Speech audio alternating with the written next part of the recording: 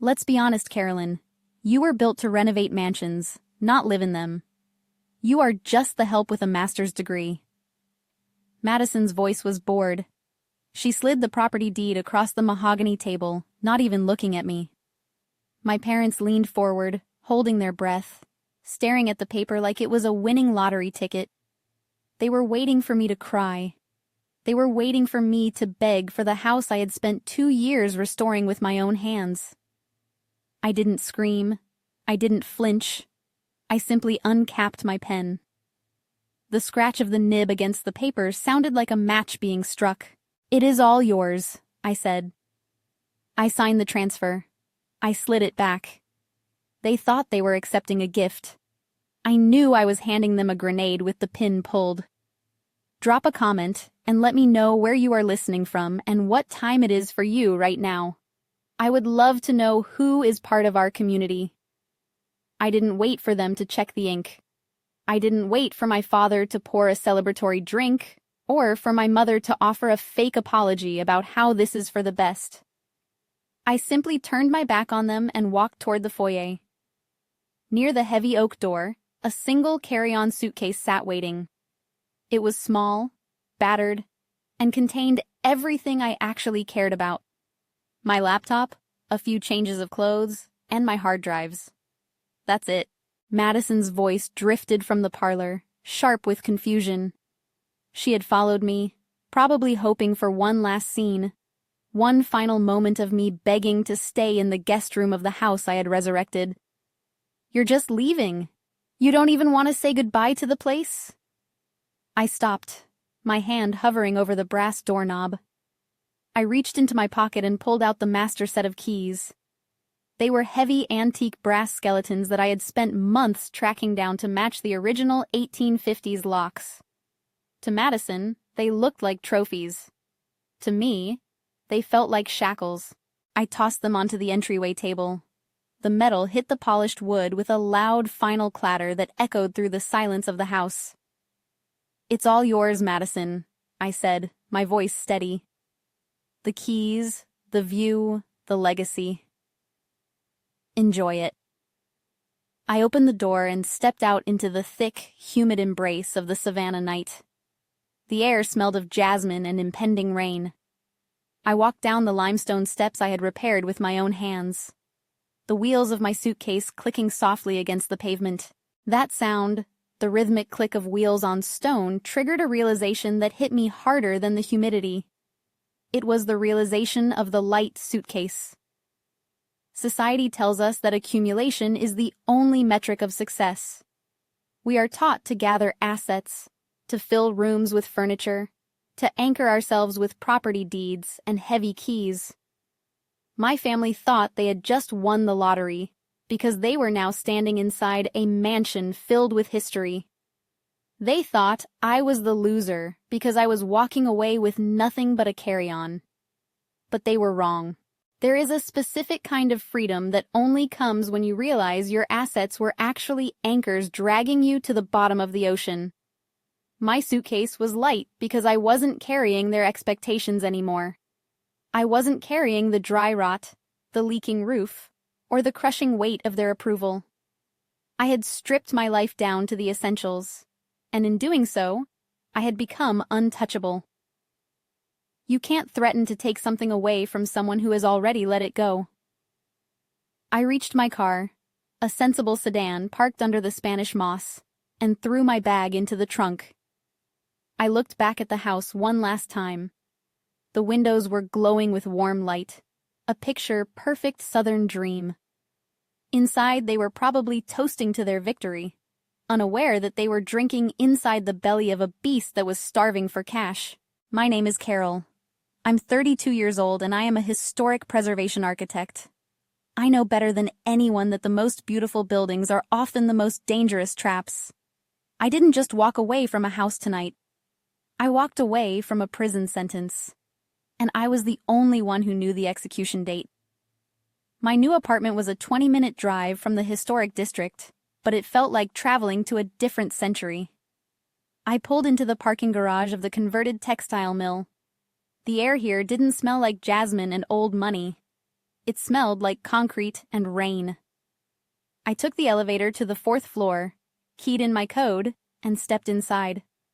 The loft was open, industrial, and brutally efficient. No crown molding to dust, no antique glass to protect, just steel beams and floor-to-ceiling windows overlooking the Atlanta skyline. I set my suitcase down and poured a glass of water. My hand was steady. People might ask why I didn't fight them, why I didn't hire a lawyer when they demanded the deed. To understand that, you have to understand what that house was 5 years ago. It wasn't a mansion then. It was a carcass. I bought it at a tax auction for $60,000. It had no roof, no plumbing, and a colony of raccoons living in the master suite. The city had condemned it 3 times. My father had laughed when I signed the papers. He called it Carolyn's Folly. He told me I was throwing my life away on a pile of kindling for 5 years. I didn't take a vacation. I didn't go out on Friday nights. I spent every spare dollar and every spare hour inside those walls. I learned the chemistry of lime mortar because modern cement destroys historic brick. I sourced period-correct heart pine from a demolished factory in Alabama to match the flooring. I navigated the labyrinth of the Savannah Historic Preservation Board, memorizing their codes better than their own inspectors. My family, they never lifted a finger. Not once when I was stripping lead paint in 100-degree heat. Madison was on spring break in Cabo. When I was arguing with structural engineers about load-bearing walls, my mother was hosting bridge club. They treated the house like a quarantine zone until the appraisal came in. 2 months ago, the renovations were finally complete. The carcass was now a pristine historical landmark valued at $2.4 million. Suddenly, the family group chat lit up. Suddenly, they wanted to come over for dinner. I remember that dinner clearly. It was a Tuesday. My mother brought a lasagna and a bottle of cheap wine. They waited until dessert to slide the knife in. "We've been thinking," my father had said, wiping tomato sauce from his lip. "This house, it's too much for one person. It's a family estate. And since we're looking to downsize for retirement, and Madison is starting her new life, it just makes sense." My mother interrupted. "You're always working, Carolyn. You're never home. Madison needs a stable base, and honestly, we paid for your undergraduate degree. Think of this as squaring the ledger. Squaring the ledger." They didn't see the 5 years of sweat equity. They didn't see the architectural mastery. They just saw a $2 million asset sitting on a table, and they decided they deserved to eat it. I could have fought them in court. I had the receipts. But as I sat there listening to them divvy up my hard work, I realized something. They didn't want the house. They wanted the image of the house. They wanted the prestige of owning a Savannah landmark without understanding the discipline required to keep it standing. That was when I decided to sign the papers. Fighting them would have cost me years of litigation and emotional energy. Giving them exactly what they wanted was free. I walked to the window of my loft and looked out at the city lights. They thought they had bullied me out of a fortune. They didn't know about the historic preservation covenants I had signed to get the tax credits. They didn't know about the specialized maintenance schedule required to keep the warranty on the slate roof valid. They didn't know that the mansion was actually a high-performance machine that required a skilled operator. And they had just fired the only engineer who knew how to turn it on. I took a sip of water. The water was cold. The room was quiet. I wasn't the victim. I was the architect who had just walked off the job site, leaving the amateurs to pour the foundation. 2 weeks later, the digital victory lap began. I was sitting in my loft organizing my new workspace when the notifications started rolling in. I hadn't unfollowed them. In my line of work, you never look away from a site inspection, especially when the structure is unstable. Madison was posting 3 times a day. First, a selfie on the grand staircase I had spent a month stripping by hand. Caption: Queen of the Manor, number new beginnings, number estate life. Then a video tour of the parlor, where she spun around in a dress that cost more than my first car. Caption: finally bringing some class to this old place. Watch this space for the glow-up. She called it a glow-up. I called it a desecration of historical integrity. But I kept scrolling. Then came the phone call. It was my mother. She wasn't calling to check on me. She was calling to perform. "Carolyn," she chirped, her voice echoing slightly. Likely because she was standing in the foyer with the speakerphone on. "We just wanted to give you an update. We have a landscape architect here right now. A very expensive one." "Is that so?" I asked, leaning back in my ergonomic chair. "Yes, we are tearing out that dusty old English garden you spent so much time on. It's just too dreary. We are putting in an infinity pool. It will look right over the marsh and the carriage house. We are gutting it. We're going to turn it into a luxury Airbnb rental. Passive income, Carol. That is how wealth is built." I took a slow sip of water. "An infinity pool requires digging 12 feet down into a marshland foundation," I said, my voice level. "And the carriage house is a protected structure under the preservation deed. You need permits for that. Federal permits." My father laughed in the background. It was a loud, arrogant sound. Always the pessimist. "You think you're the only one who knows how to run a project? We have the capital now. We have the vision. We don't need your little permits." "Capital?" I asked. "Did you win the lottery, Dad?" "We took out a line of credit against the house," he bragged. "The equity is massive. We are reinvesting it. That is what smart investors do." They were borrowing against an asset they didn't understand to build illegal additions they couldn't maintain. They were eating the equity before the ink was even dry on the deed. "Well," my mother sighed, the faux sympathy dripping from the receiver. "We just wanted to let you know. We didn't want you to be surprised when you saw the photos. How is your apartment situation? Madison said you rented a loft downtown. Is it terribly small?" "It's efficient," I said. "It has heating that works, and I own nothing in it but my laptop and my peace of mind." "That sounds quaint," she said. "Well, we have to go. The pool contractor is talking about Italian marble coping. Enjoy your apartment, dear." The line went dead. I looked at my phone. They believed they were untouchable. They believed that owning the keys made them kings. They didn't understand that they were just squatters in a museum that was about to wake up and reject them. I pulled up the public records database for the Savannah Historic Review Board on my laptop. I didn't file a report. I didn't have to. I just checked the agenda for the next inspection cycle. They were spending tens of thousands of dollars on architects for an infinity pool that would never be built. They were leveraging the house to destroy the very things that gave it value. I closed my laptop. They wanted a glow-up. They were about to get a demolition order. The notification didn't come from my mother. It didn't come from Madison or my father. It came from the city of Savannah's automated permitting system.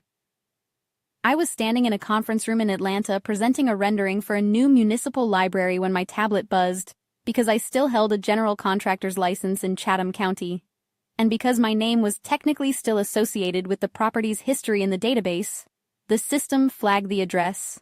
Address 402 Aberorn Street. Violation: unpermitted exterior alteration. Applying masonry coating to historic brick. Status: stop work order issued. I almost stopped my presentation. They had painted it. They had taken the Savannah gray brick, hand-fired by enslaved artisans in the 1850s, a material so rare and porous that it is illegal to seal it, and they had painted it white. I could picture it perfectly. Madison had likely seen a trend on social media. She wanted that crisp, modern farmhouse look. She didn't know that historic brick needs to breathe. She didn't know that modern acrylic paint acts like plastic wrap, trapping moisture inside the masonry until the brick face spalls off and turns to dust. She hadn't just committed an aesthetic crime. She had committed structural murder. I finished my presentation. I shook hands with the city planners. I walked back to my desk and sat down. 10 minutes later, the phone calls started. First Madison, then my father, then my mother. The phone vibrated across the surface of my desk like a trapped insect. I watched the screen light up. Madison, call me back now. There is a guy here from the city. He put a neon orange sticker on the front door. He says we have to stop construction. Dad. Carol, you know the people on the Historic Review Board. Call them. Tell them it's a misunderstanding. We're just upgrading the curb appeal. Mom, they are threatening to fine us $500 a day. Fix this. Fix this. That was their mantra. I was the fixer. I was the one who navigated the red tape. The one who charmed the inspectors. The one who knew which forms to file in triplicate. They thought my influence was a family heirloom they could borrow whenever they broke something. But influence isn't an heirloom. It is currency earned through years of competence. And I wasn't going to spend my currency to bail out their vandalism. I didn't answer. I didn't text back. Instead, I opened the public portal for the Historic Review Board on my laptop. I pulled up the case file. The inspector had uploaded photos.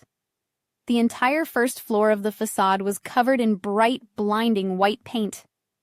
It looked like a scar on the streetscape. The orange stopwork order was plastered right in the center of the mahogany door I had spent a week refinishing.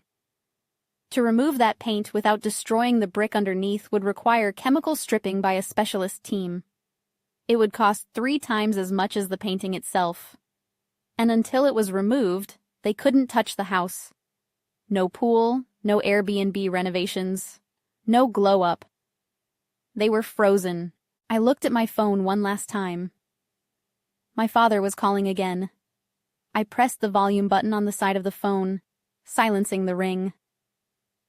This wasn't just a fine. This was the first domino. They had alerted the city that they were rogue operators. Now the inspectors would be looking closer. They would check the permits for the pool. They would check the electrical work for the carriage house. They had invited the wolf to the door, and they had painted the door bright white to make sure he couldn't miss it. I turned back to my library schematics. The structural integrity of my new life was holding. Theirs was just beginning to crumble. 3 days after the stop work order was posted, my phone rang. It wasn't my family. It was a local number I didn't recognize, but the area code belonged to one of the most expensive legal firms in Savannah. I answered on the second ring.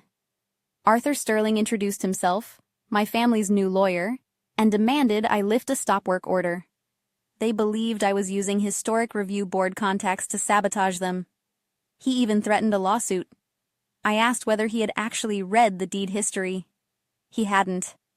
When I told him to check the easement filed 4 years ago under the Federal Historic Preservation Tax Credits, the phone went silent.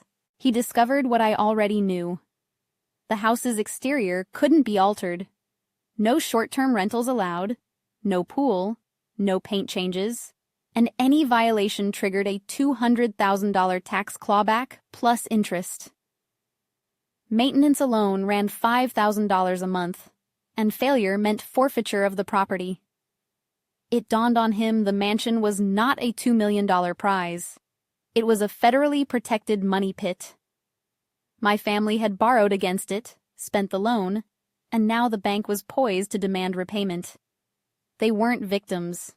They were trapped by their own negligence. Weeks later, they stormed into my office, disheveled, broke, and terrified, thrusting a citation at me for failing historic standards.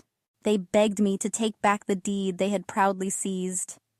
When I refused, they accused me of setting them up. I reminded them that I had warned them over dinner, over breadsticks, and they ignored me because greed makes people deaf. They insisted the house was worth millions. I told them it was worth less than zero. Then I walked them out. 6 months later, the property was sold for pennies to the Historical Society. My parents moved into a cramped rental and told everyone a predatory lender and an ungrateful daughter ruined their lives. They still refused to admit they sank themselves. And me? I lived in a small Atlanta loft, debt-free and peaceful. My bank account was steady. My time was my own, and the only projects on my desk were ones I chose. My family believed they stole a gold mine. In truth, they stole a museum piece that demanded a curator. They chased the illusion of wealth, and it devoured them like a modern Midas curse. I walked away with nothing but a carry-on and became the richest person among them, not by square footage, but by freedom. If you've ever had to save yourself by letting others drown in their own choices, you'll understand exactly what happened.